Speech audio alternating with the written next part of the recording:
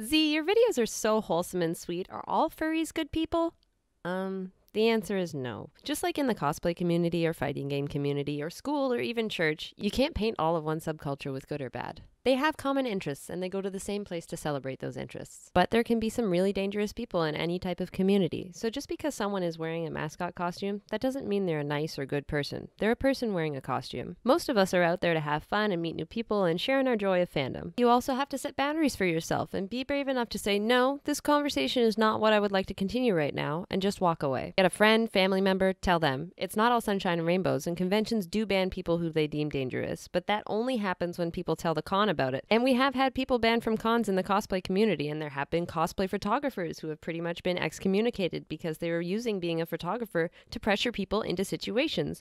But it only happened after people came forward, and conventions are mostly volunteer run, so unfortunately sometimes stuff like that isn't taken as seriously as it should be. Conventions are extremely fun places to be, but you need to set your boundaries and know when to say no. Stick with your friend group or know where they are if you need to run and get them, and always have a safe word to easily bring up in conversation if you need to get away from somewhere super fast and not alert anyone. Usually our code word has to do with pineapple juice, but I'll have to change that because it's in this video now.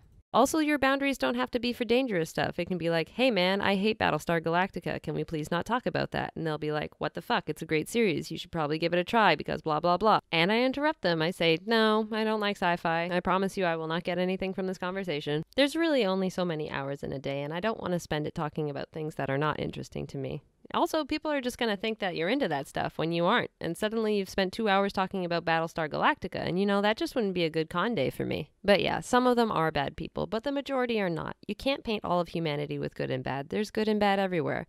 Fandoms tend to attract extremes, and there's definitely some furries to absolutely stay away from, but there are really cool ones out there too, and you just gotta find them. So stay safe and happy conventioning.